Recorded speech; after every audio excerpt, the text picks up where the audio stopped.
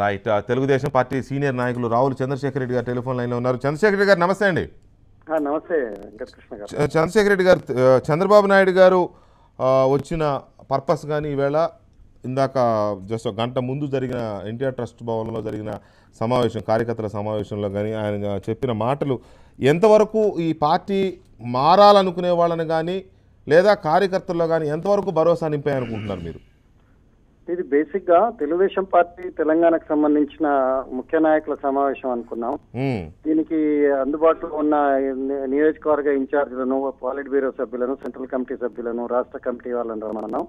అందులో మెదక్ జిల్లా వాళ్ళేమో అక్కడ ఎన్నికల్లో ఉండిపోయారు. సుదూర ప్రాంతాల వాళ్లకు సమయం తక్కువ ఉండడం వల్ల కొంతమంది రాలేకపోయినారు. ఓవరాల్ గా ఏంటంటే పార్టీ అధ్యక్షునిగా ఆయన ఈ పార్టీ ఆవిర్భావం నుండి చేస్తున్న స్ట్రగుల్స్ అన్ని చెప్పడంతో పాటు తెలుగుదేశం పార్టీకి సంబంధించినంత వరకు ఎందుకు ఈ పార్టీ రిలవెన్స్ తెలంగాణలో కానీ ఇతర ప్రాంతాల్లో కానీ దాన్ని స్ట్రెస్ చేసి చెప్పడమే కాకుండా గతంలో కంటే ఎక్కువ సమయాన్ని ఈ ప్రాంతంలో ఇచ్చేటందుకు నేను ప్రయత్నిస్తా, మీ అందరి మనోభావాలు నేను అర్థం చేసుకున్నాయని ఆయన ఒక అష్యూరెన్స్ ఇవ్వడం, అదేవిధంగా ఒక కార్యాచరణ ప్రణాళిక వేసుకోండి, కార్యాచరణ ప్రణాళికను అమలు చేయడానికి సంపూర్ణంగా నేను అండదండలు అందిస్తాను, నాయకత్వానికి సంబంధించినంత వరకు రెండు విషయాలు, ఒకటి సంస్థాగతంగా బలపడండి, రెండవది ప్రభుత్వ వైఫల్యాల మీద మీరు అందరు కూడా సమిష్టిగా కార్యాచరణ ప్రణాళిక పెట్టుకోండి, ఆ రకంగా కార్యకర్తల మనోభావాలను గుర్తెరిగి అందరితో సన్నిహితంగా ఉంటూ పార్టీని కాపాడుకోండి, తెలంగాణలో 2019లో తెలుగుదేశం పార్టీ అధికారంలోకి రావడానికి అవసరమైన అన్ని రకాల ప్రోత్సాహకాలు నేను ఇస్తాను వారు విస్పష్టంగా చెప్పడం జరిగింది. ఎంతవరకు ఆయన చెప్పిన మాటలు మీలో విశ్వాసాన్ని పాతగొలిపాయి? అంటే ఇప్పుడు పీపుల్ లైక్ మీ నాలాంటి నేను పార్టీ ఆవిర్భావాన్ని ఉన్నాను, ఆయన పనితీరు కానీ ఆయన ఈ పార్టీ పట్ల అంకితంతో మాట్లాడే తీరు కానీ మేము ఎప్పటికీ ఇష్టపడతాం. ముఖ్యంగా వరంగల్ జిల్లాకు సంబంధించిన నాయకుడిగా ఉన్న వ్యక్తి వెళ్ళిపోవడం వల్ల అక్కడ ఏ రకమైన పరిస్థితి ఉందో అని బయట ప్రపంచానికి ఒక భిన్నమైన వాతావరణాన్ని కల్పిస్తున్నారు. వాస్తవానికి ఇలాంటి సమావేశానికి వరంగల్ జిల్లాలో ఉండే తెలుగుదేశం నాయకత్వం యావత్తు వచ్చింది. అదేవిధంగా మా దగ్గర ఉన్న ఎమ్మెల్యేలు 6 5 వాళ్ళ హాజరు కావడం, అట్లే ఎంపీ గారు హాజరు కావడం, వాళ్ళ మనోభావాలు కూడా స్పష్టంగా చెప్పడం, ఎమ్మెల్యేలను ఏ రకంగా వేధిస్తున్నారు అనేది కూడా వాళ్ళు ఈ వేదిక ద్వారా బయట ప్రపంచానికి చెప్పే ప్రయత్నం చేయడం జరిగింది. ఓ రకంగా ఇట్స్ ఏ ఫ్యామిలీ మీటింగ్, ఒకరికొకరు పరస్పరం సహకరించుకుంటూ సమన్వయం చేసుకుంటూ మనోధైర్యాన్ని నింపుకుంటూ ముందుకు పోవాలి. టీఆర్ఎస్ ఒకప్పుడు ఎట్లాంటి పరిస్థితులు ఎదుర్కొన్నది, బీజేపీ 1985లో 2 సీట్లు వచ్చి తర్వాత దేశంలో అధికారంలోకి వచ్చింది.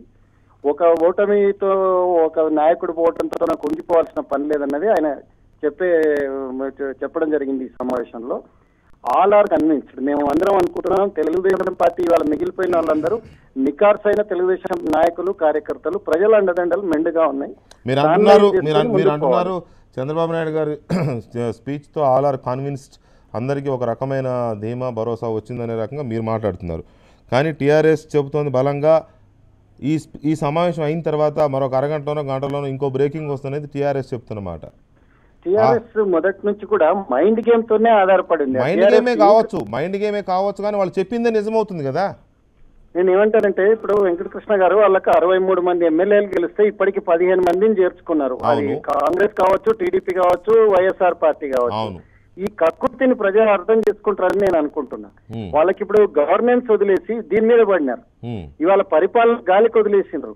కరువు ఉంది, తాగడానికి నీళ్లు లేవు, ఊర్లలో మైళ్ళ దూరం పోయి మహిళలు బిందెల మీద నీళ్లు తెచ్చుకుంటున్న పరిస్థితి. మరి పరిపాలన గాలికి వదిలేసి కొడుకు పట్టాభిషేకం లేకుంటే అల్లుని పొగడతలతో ముంచెత్తడం తప్ప జరుగుతున్న యాక్టివిటీ ఏంది?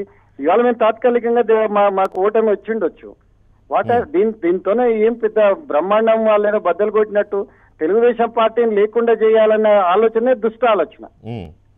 మైండ్ గేమ్ నేను ఎందుకంటున్నానంటే ఉదాహరణకి నిన్న ఇవాళ పత్రికలు రాసినాయి, ఇది మర్జర్ అవుతుంది, టీడీఎల్పీ మొత్తం మర్జర్ అయినట్టు టీఆర్ఎస్ పార్టీలో అన్నట్టుగా కూడా ఒక తీర్మానం చేస్తారని చెప్తున్నారు. నేను అడుగుతున్నా, 10th అక్టోబర్ నెలలో 2014లో జాయిన్ అయిన తీగల కృష్ణారెడ్డి నిన్న జాయిన్ అయిన వ్యక్తులు కలిసి కూటమికి ఎట్లా ఏర్పడతారో వాళ్ళే చెప్పాలా. 2014 అక్టోబర్లో ఫస్ట్ డే తీగల కృష్ణారెడ్డి వెళ్ళిండండి. నిన్న 10th ఫిబ్రవరి 2016, 2 సంవత్సరాల కాలంలో 9 మంది ఎమ్మెల్యేలు విడివిడిగా ఈ పార్టీని వదిలి ఆ పార్టీ కండువా కప్పుకుంటే వాళ్ళందరూ ఒక గ్రూప్ కి ఎట్లా ఏర్పడతారు అనేది ఎవరైనా చెప్పగలుగుతారు, సాధ్యం కాదని. కానీ మైండ్ గేమ్ తోన కౌన్సిల్లో చేయించాం, ఇక్కడ కూడా చేయిస్తాం. ఏంటి ఆ దుగ్ధ ఏంది, ఆ కక్ష ఏంది తెలుగుదేశం పార్టీ మీద? ఎందుకంత పగ మీకు రాజకీయ జన్మనిచ్చినందుక? సో పీపుల్ మన రాష్ట్రంలో ఇప్పుడు మైల్డ్ గా కొన్ని అబ్జర్వ్ చేసుకుంటారండి. టైం వస్తుంది, చెంప పగిలేటట్టు రిప్లై కూడా ప్రజలు చెప్తారు. చంద్రశేఖర్ గారు దయచేసి ఒక్క నిమిషం ప్లీజ్. ఎందుకు అంత దుగ్ధ తెలుగుదేశం పార్టీ అంటే అంత పగ, అంత కసి ఎందుకు అనేది ఆయన వేసిన డైరెక్ట్ క్వశ్చన్. మీకు రాజకీయ జన్మనిచ్చినందుక అనే మాట కూడా. భానుగారు, రావుల చంద్రశేఖర్ రెడ్డి గారు చాలా సీనియర్ లీడరు, మొదటి నుంచి పార్టీలో ఉన్నటువంటి నేత. మరి ఎందుకు రాజకీయ జన్మనిచ్చినందుకే ఎన్టీఆర్ గారి మీద చెప్పులు వేశారా? ఎన్టీఆర్ గారిని హత్య చేశారా చంద్రబాబు నాయుడు గారు ఆ కూటమి అంతా కలిసి? ఈరోజు మీరు మీరు మీరు ఒకటి మీరు మాట్లాడినంతసేపు నేను మాట్లాడలేదు, మీరు ఆరోపణలు చేసుకుంటూనే పోయారు. మీరేమంటున్నారు? మేము ఏదో కేసీఆర్ గారికి మీరు రాజకీయ జన్మనిచ్చారు అంటున్నారు. రాజకీయ జన్మని కేసీఆర్ గారికి తెలుగుదేశం పార్టీ ఇవ్వలేదు. తెలుగుదేశం పార్టీ కంటే ముందు కాంగ్రెస్ పార్టీలో యూత్ కాంగ్రెస్ ఉపాధ్యక్షులుగా ఉన్నారు. మీరేదో తీసుకొచ్చి ఏదో మీరు రాజకీయ జన్మనిచ్చిన వాళ్ళంటే ఇంకా కొంతమంది మరి మీకు రాజకీయ జన్మనిచ్చిందో మరి ఇంకెవరికైనా రాజకీయ జన్మనిచ్చిందో, కానీ కేసీఆర్ గారికి రాజకీయ ఇచ్చినటువంటి పార్టీ కాంగ్రెస్ పార్టీ, అంతకుముందే ఇచ్చినటువంటి రాజకీయాల్లో ఉన్నటువంటి వ్యక్తి. సో ఇక్కడ మీరు ఒక్కటి ఆలోచించాల్సినటువంటిది ఏంటంటే ఒకటి మీరు ఆలోచించాల్సినటువంటిది ఏంటంటే, మీరు నిజంగానే ప్రజల్ని పట్టించుకోవట్లేదు, ప్రజలకు ఏం చేస్తున్నారు కనుక అసలు తాగడానికి నీళ్లు లేవు. మీరు పాలించింది ఎన్నేళ్ళు, ఈ నీళ్లు లేకపోవడానికి కారణం ఎవరు? కనీసమైనటువంటి మౌలిక వసతులను కల్పించలేకపోవడంలో విఫలమైనటువంటి మీరు ఈరోజు మళ్ళీ 18 నెలల టీఆర్ఎస్ పార్టీ గురించి మాట్లాడుతున్నారా?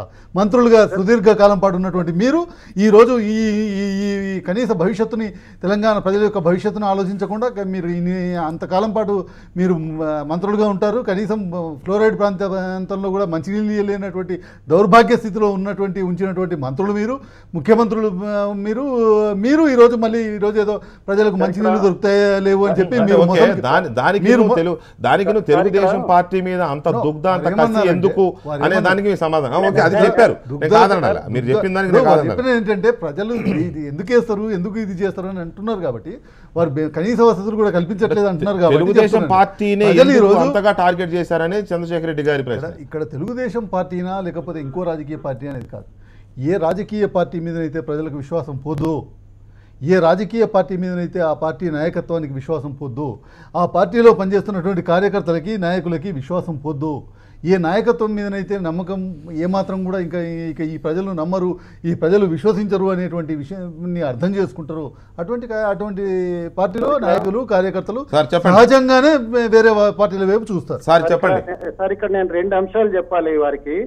ఒకటి, చంద్రశేఖరరావు గారు మొట్టమొదటిసారి ఎన్నికల్లో పోటీ చేసింది 1983లో సిద్దిపేట నియోజకవర్గంలో మదన్ మోహన్ గారి మీద, తెలుగుదేశం గుర్తు మీద. ఎన్టీఆర్ వేవ్ లో కూడా ఆయన మొదటిసారి ఓడిపోయాడు. ఎన్టీఆర్ బ్రహ్మాండమైన వేవ్ ఓడిపోయాడు. ఎన్టీఆర్ ఉన్నప్పుడు ఆయన మంత్రి చేయలేదు. చంద్రబాబు నాయుడు గారు మొట్టమొదటిసారి మంత్రిని చేసింది చంద్రశేఖరరావు గారిని. రెండవది, వారు అంటున్నట్టు చంద్రబాబు నాయుడు గారు ఎన్టీ రామారావు గారి మీద చేసింది, అది ఎన్టీ రామారావు గారి మీద మేము తిరుగుబాటు చేసినామని చెప్తున్నారు. కానీ వాస్తవంగా ఆ వ్యూహ రచన ఆ కార్యక్రమంలో ఉన్నది చంద్రశేఖరరావు గారు అనే విషయం భానుప్రకాష్ గారికి తెలియాల్సిన అవసరం ఉంది. వైస్రాయ్ హోటల్లో జరిగిన ఉదంతంతో భాగస్వామి చంద్రశేఖరరావు గారు, దానివల్ల ఏదైనా లాభం వచ్చిందని ఆయన లాంటి వాళ్ళు భావిస్తారు. చంద్రశేఖరరావు లాంటి వాళ్ళకి లాభం వచ్చింది. చంద్రశేఖరరావు రాలేదండి. రెండవది, చంద్రశేఖరరావు గారు ముఖ్యమంత్రి కాలేదు. ముఖ్యమంత్రి చంద్రశేఖరరావు గారు మంత్రి కూడా కాలేదు. మంత్రి కూడా కాలేదు. మంత్రి కూడా కాలేదు. మంత్రి కూడా కాలేదు. మీరయ్యారేమో మంత్రి, కానీ చంద్రశేఖరరావు గారు మంత్రి కాలేదు. మంత్రి అయ్యాడండి. చంద్రబాబు నాయుడు గారు మంత్రిని చేశాడండి. తర్వాత ఆయన ప్రతిభను గుర్తించి తర్వాత రెండో అంశం చెప్తాను సార్.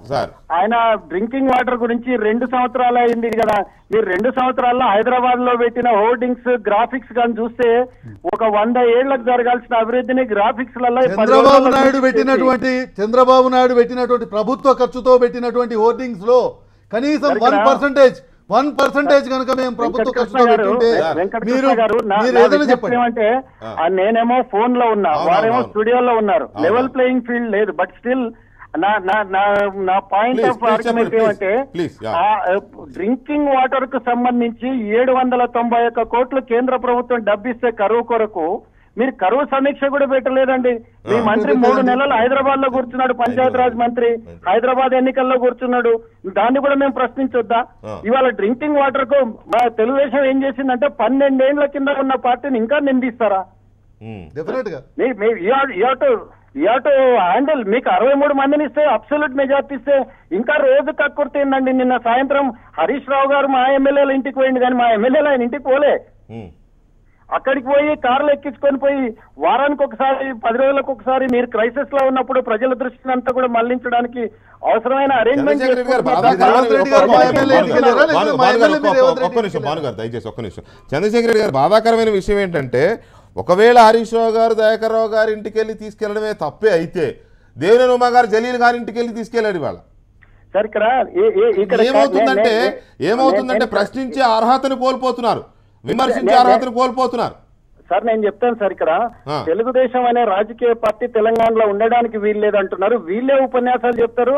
తెలంగాణ పుట్టిన ప్రతి ఒక్కడు తెలంగాణలో ఉండదా, ఈ పార్టీ పుట్టిందే నీ ఎమ్మెల్యే క్వార్టర్స్ లో ఉండడానికి అర్హత లేదండి. తెలుగుదేశం పార్టీ పేదోడికి గొంతిచ్చిన పార్టీ ఉండడానికి అర్హత లేదండి. గ్రామాధికారులను పటేల్ పటివారీలను రద్దు చేసిన పార్టీ ఉండడానికి వీల్లేదండి. ఇవాళ మహిళలకు సమాన హక్కు ఇచ్చాం, బీసీలకు చంద్రబాబు కాదు, చంద్రబాబు పార్టీ వేరు, ఈ పార్టీ వేరే వేరే పార్టీ పెట్టుకున్నారు. చంద్రబాబు కాదు, అజెండా మారలేదండి. మా జెండా మారలేదు, మారింది, అజెండా మారింది. మీ అజెండా ఒక్కటే. ఎన్టీ రామారావు గారి అజెండా కరప్షన్ ఫ్రీ ఆంధ్రప్రదేశ్. మీ ఎజెండా ఒక్కటే, ఎంత కరప్షన్ చేయగలిగితే అంత కరప్షన్ చేయాలనేది. అది ఒక్కటే అజెండా. మంత్రివర్గంలో ఉన్నారండి, అంతకు మించిన అజెండానే లేదు ఈ రాష్ట్రంలో. టైంని ఏ విధంగా చంద్రశేఖర్ రెడ్డి గారు ఈ రాష్ట్రంలో టైంని ఏ విధంగానైతే బీసీ ఏసీగా చెప్తారో, బిఫోర్ క్రైస్ట్ ఆఫ్టర్ క్రైస్ట్ గా చెప్తారో, అదే విధంగా కరప్షన్ ని వర్ణించాలంటే ఈ రాష్ట్రంలో అంటే ఉమ్మడి ఆంధ్రప్రదేశ్ రాష్ట్రంలో కరప్షన్ ని కూడా బిఫోర్ చంద్రబాబు ఆఫ్టర్ చంద్రబాబుగా చెప్పక తప్పదు. బిఫోర్ చంద్రబాబు ఆఫ్టర్ చంద్రబాబు అంటే చంద్రబాబు ముఖ్యమంత్రి అయింది ఎప్పుడు, ఏ ఇయర్ లో? చంద్రబాబు గారు ముఖ్యమంత్రి కాక ముందు. చంద్రబాబు గారు ముఖ్యమంత్రి ఆరోపణని మీరు ఏ ముఖ్యమంత్రినైనా తీయండి, ఏ ముఖ్యమంత్రినైనా తీయండి, ఏ రోజు నేను మీ ఆరోపణ కాదంటే 96 లో 95 లో ముఖ్యమంత్రి అయ్యారు చంద్రబాబు. 95 ఆగస్టులో ముఖ్యమంత్రి అయ్యారు. 95 ఆగస్టు మీరు అన్నదాని ప్రకారం క్రీస్తు పూర్వం క్రీస్తు శకం లాగా చంద్రబాబు పూర్వం చంద్రబాబు తర్వాత రాజకీయం అనేది కదా మీరు అనేది. అంటే 95 నుంచి 2001 వరకు ఆల్మోస్ట్ 6-7 ఇయర్స్ మరి చంద్రబాబు గారితో కేసీఆర్ గారు కూడా ఉన్నారు, తుమ్మలాశ్వర గారు ఉన్నారు, కడియం శ్రీహరి గారు ఉన్నారు, రావు చంద్రశేఖర్ రెడ్డి గారు ఉన్నారు, ఇప్పుడు మనతో మరి కాసేపట్లో రాబోయారు. మరి వీళ్ళందరూ మరి ఆ యుగంలో ఉన్నవాళ్లే కదా. సో అందువల్ల ఇలా పాపం తలా పిడికాడు, ఇవాళ మాకేం సంబంధం లేదు అని అంటే.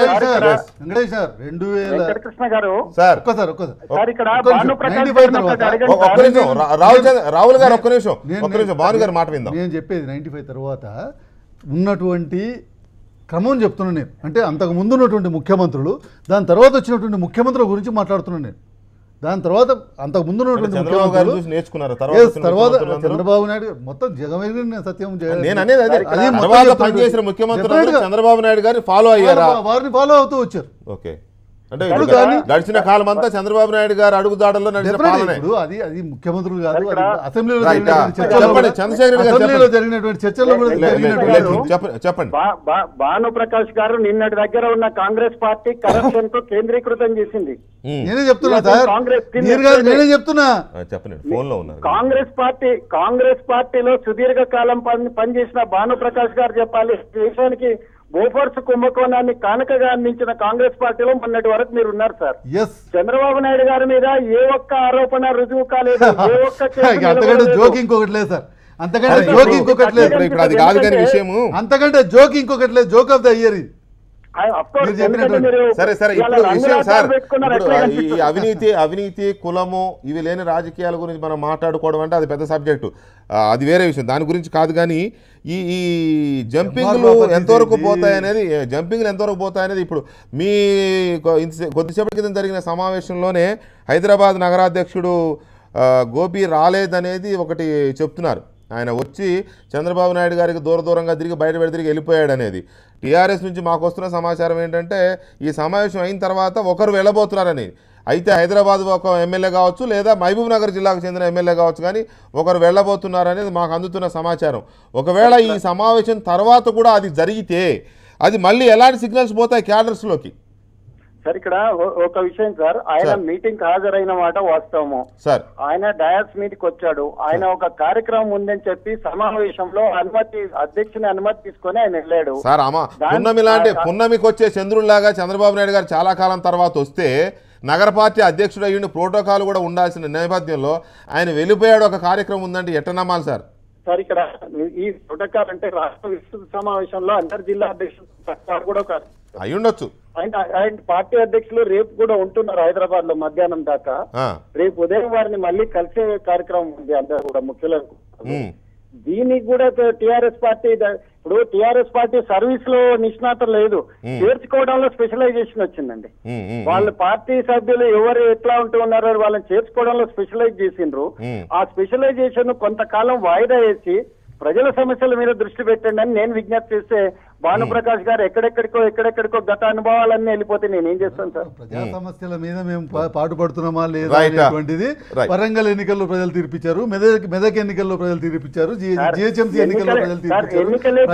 ప్రజల అవసరాలను ఏ విధంగా అనుగుణంగా పనిచేస్తున్నామా లేదా అనేటువంటిది స్పష్టంగా తీర్పిచ్చారు సార్. ఎన్నికలే గీటరాయి అయితే ఒక ప్రశ్న సార్, 2002లో సార్ 2002లో టీఆర్ఎస్ పార్టీ 2 సీట్లు గెలిచిందండి హైదరాబాద్ లో. 2009 చేయలేదండి. 2009లో మేము పొత్తు పెట్టుకొని టీఆర్ఎస్ పార్టీకి ప్రాణం పోసింది తెలుగుదేశం పార్టీ. టీఆర్ఎస్ పార్టీ మనం చూసిన 2008లో కేసీఆర్ గారు ఢిల్లీ నుండి హైదరాబాద్ కూడా రాలా.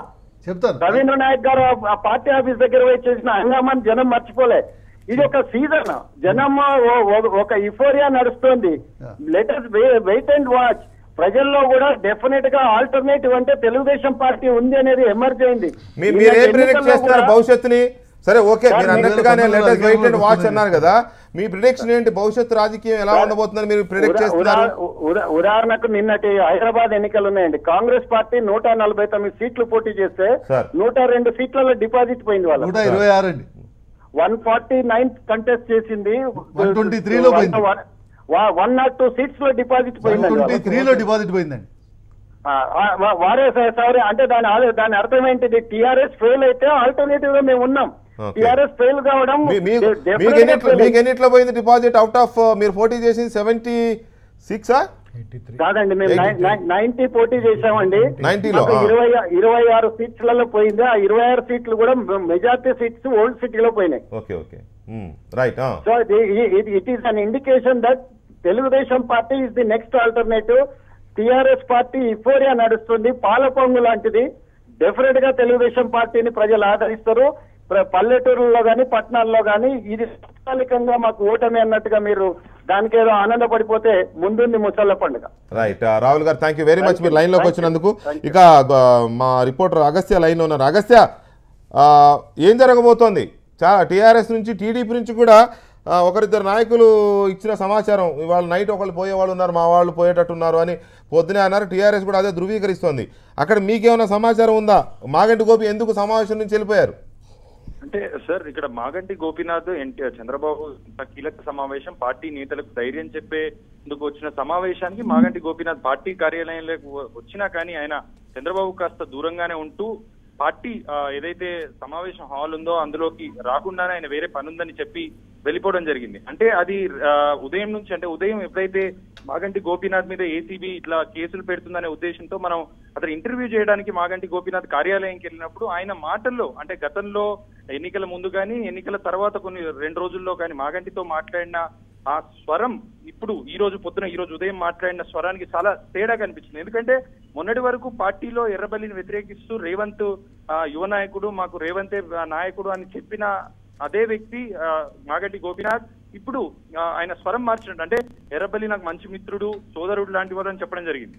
అది కాకుండా రేవంత్ రెడ్డి నాయకుడు అన్న వ్యక్తే ఇప్పుడు పార్టీలో నాయకత్వం లేదు అంటూ ఆయన ఒక రిమార్క్ చేయడం జరిగింది. మొత్తంగా అంటే కంప్లీట్ గా ఎన్నికల ముందు మాగంటి మాట్లాడిన తీరు కానీ ఇప్పుడు మాట్లాడుతున్న తీరు కానీ కంపేర్ చేసి చూస్తే కనుక అతను నేను పోను అని కూడా ఇక్కడ స్పష్టంగా చెప్పట్లేదు సార్. చెప్తుంది ఏంటంటే నన్ను సామరస్యంగా పిలవలేదు, నన్ను ఎవరు సంప్రదించలేదు అని మాత్రం ఆయన క్లారిటీగా చెప్తున్నారు. ఒకవేళ వెళ్లాల్సి వస్తే నేను అరికెపూడి గాంధీ ఇద్దరం కలిసి ఒకే నిర్ణయంపై ఉంటామని కూడా స్ట్రైట్ ఫార్వర్డ్ గా ఆయన చెప్పడం జరిగింది. ఇక కార్యాలయానికి వచ్చిన తర్వాత కూడా చంద్రబాబు చాలా రోజుల తర్వాత అధ్యక్షుడు ఎన్నికల ప్రచారం అయిపోయిన తర్వాత మొట్టమొదటిసారి వచ్చిన నేపథ్యంలో ఆయనను జస్ట్ దూరం నుంచి పలకరించి ఆ పార్టీ కార్యాలయం మెట్లు కూడా ఎక్కకుండానే కింది నుంచి కిందికే వెళ్ళిపోవడం జరిగింది. అంటే అది ఓటమి అంత దారుణమైన ఓటమి గురించి వెళ్లారా, లేకపోతే చంద్రబాబుకి ఇంకా చంద్రబాబుతో మాట్లాడడానికి ఏం లేదనే ఉద్దేశంతో వెళ్లారా అనేది మాత్రం అర్థం కాలేదు సార్. కానీ టీఆర్ఎస్ నుంచి వస్తున్న సమాచారం కానీ ఇక్కడ పార్టీలో జరుగుతున్న చర్చ కానీ మాగంటి గోపీనాథ్ ఇంకా ఆయన డిసైడ్ అయ్యారు పార్టీ మారడానికి అనేది ఒక ప్రచారం జరుగుతుంది సార్. ఇంకా దీనికి కౌంటర్ గా ఇంకో వర్షన్ కూడా జరుగుతుంది. ఒకవేళ అంటే ఇద్దరు వ్యక్తులను వాళ్ళు అంటే టీఆర్ఎస్ పార్టీ లిస్ట్ ప్రకారం ఇద్దరు వ్యక్తులను వాళ్ళు టిక్ మార్క్ చేసుకున్నారు. అంటే రేవంత్ రెడ్డి ఏదైతే ఈ మొన్న జరిగిన ఎమ్మెల్సీ ఎన్నికల సమయంలో వచ్చిన ఓటుకు నోటు కేసు ద్వారా రేవంత్ రెడ్డిని మాగంటి గోపీనాథ్ ఇద్దరిని కాకుండా మిగతా వాళ్ళందరినీ తీసుకోవాలనే ఒక ఉద్దేశం టీఆర్ఎస్ కున్నట్టు కూడా ఒక చర్చ జరుగుతోంది. వీళ్ళిద్దరిని మాత్రం తీసుకోవద్దు అనే ఒక చర్చ జరిగినట్టు సమాచారం ఉంది సార్. అయితే మాగంటి గోపీనాథ్ ఏం చేస్తారనే దయాకర్ రావు జాయిన్ అయినప్పుడు మరో ఇద్దరు కూడా 2 రోజుల్లో వస్తారని చెప్పారు కదా, ఎవరి పేర్లు ఎక్కువగా వినపడుతున్నాయి? అంటే ఇద్దరి పేర్లు మాత్రం మాగంటి గోపీనాథ్ అదేవిధంగా అరికెపూడి గాంధీ పేర్లు వినబడుతున్నాయి. ఈ ఉదయం కూడా అరికెపూడి గాంధీ తుమ్మల నాగేశ్వరరావు ఇంటికి ఏదైతే ఉదయం 9 గంటల లోపే తుమ్మల నాగేశ్వరరావు నివాసంలో ఎర్రబెల్లి దయాకర్ రావు అదేవిధంగా అరికెపూడి గాంధీ సమావేశమైనట్టు వార్తలు వచ్చాయి. అయితే అరికెపూడి గాంధీ ఆ సమావేశంలో ఉన్నారా లేదా అనేది మాత్రం స్పష్టత లేదు. కానీ ఎర్రబెల్లి తుమ్మల నాగేశ్వరరావు మాత్రం కూర్చొని మాట్లాడినట్టు మనకి స్పష్టమైన సమాచారం ఉంది. అరికెపూడి గాంధీ మాత్రం ఆ ఉదయం ఆ సమయంలో అతను ఫోన్లు లిఫ్ట్ చేయలేదు, వేరే వాళ్ళు ఫోన్ లిఫ్ట్ చేసి ఆ ఫోన్ ఇంట్లో మర్చిపోయారని చెప్పడం జరిగింది. అయినా అరికెపూడి గాంధీ మాత్రం ఈ సమావేశానికి రావడం జరిగింది. ఆయన నేను చివరి వరకు తెలుగుదేశంలో ఉంటానని కూడా చెప్పడం జరిగింది. కానీ ఇక్కడ ఎమ్మెల్యేలు మాట్లాడిన వాటికి ఎంతవరకు విశ్వసనీయత ఉంటుంది అనేది కూడా ఒక చర్చగా ఉంది. ఎందుకంటే నిన్న 4 గంటల 30 నిమిషాలకు రాజేందర్ నగర్ ఎమ్మెల్యే ప్రకాష్ గౌడ్ అక్కడ సమావేశంలో పార్టీ సమావేశం నుంచి బయటకు వచ్చిన తర్వాత మీడియాతో మాట్లాడుతూ నేను చివరి వరకు తెలుగుదేశం పార్టీలో ఉంటాను, 2019లో తెలుగుదేశం పార్టీ అధికారంలోకి ఇట్లా చెప్పారు, గంటకే వెళ్ళిపోయారు చూసాం. కానీ మనం మహబూబ్ నగర్ ఎమ్మెల్యే ఒకరు ఈ రాత్రికి వెళతారనే ప్రచారం జరుగుతోంది, ఏమన్నా ఇన్ఫర్మేషన్ ఉందా? అంటే ఒకరిద్దరు చేరుతారనే ప్రస్తావన ఉంది. అయితే ఎక్కువ శాతం మాత్రం గోపి వరకు చేరుతాడని ఒక వార్తలు వినిపిస్తున్నాయి. మహబూబ్ నగర్ ఎమ్మెల్యే నారాయణపేట ఎమ్మెల్యేని ఇప్పటి వరకు ఆయన అంటే రేవంత్ అత్యంత సన్నిహితంగా ఉంటూ వస్తున్నాడు. రేవంత్ ఎలా చెప్తే అంటే రాజకీయంగా కూడా అసెంబ్లీలో కూడా ఆయన ఎప్పుడు రేవంత్ చెప్పిన దాని ప్రకారమే నడుచుకుంటూ వస్తున్న నేపథ్యంలో అతను నేను వెళ్ళనని కూడా చాలా గట్టిగా చెప్తున్నాను. ఇందాక చంద్రబాబు సమక్షంలో కూడా మీడియా వాళ్ళు కానీ అటు ప్రతిపక్షాలు కానీ కొంచెం క్యారెక్టర్ ఉన్న వాళ్ళ గురించి కొంచెం కన్సర్న్ వదిలేయాలి అనే ఒక వాదన ఆయన తీసుకొచ్చాడు. మేము ఖచ్చితంగా అంటే ఎక్కడో ఉన్న వాళ్ళని తెలుగుదేశం పార్టీ తీసుకొచ్చింది, సో మేము ఇక్కడే ఉంటామని కూడా స్పష్టంగా చెప్పున్న నేపథ్యంలో అతని మీద అంటే అతను వ్యక్తిగతంగా ఎప్పటికప్పుడు నేను వెళ్ళట్లేదు అనే ఒక స్పష్టత అయితే ఇస్తున్నాడు. ఎక్కువ శాతం మాత్రం మాగంటి గోపీనాథ్ ఈ రోజు కానీ రేపు కానీ ఈ 2-3 రోజులలో జాయిన్ అవుతాడనే ఒక ప్రచారం అయితే పార్టీలో ఉంచారు. అంటే ఇందాక right Agastya, thank you very much మీ లైన్లోకి వచ్చినందుకు. ఇక రేవూరి ప్రకాష్ రెడ్డి గారు తెలుగుదేశం పార్టీ జాతీయ ప్రధాన కార్యదర్శి మనతో జాయిన్ అయ్యారు. ఇప్పుడు ఆంధ్రప్రదేశ్లో జరుగుతున్న పరిణామాలకి తెలంగాణలో జరుగుతున్న పరిణామాలు కూడా వారే బాధ్యత వహించాల్సి ఉంటుంది, చాలా సమాధానం చెప్పాల్సిన అవసరం కూడా ఉంటుంది. అలాగే కాంగ్రెస్ పార్టీ బీజేపీలు విషయంలో టీఆర్ఎస్ వైఖరి ఎలా ఉండబోతుంది అనేది కూడా చిన్న బ్రేక్ తర్వాత చర్చిద్దాం.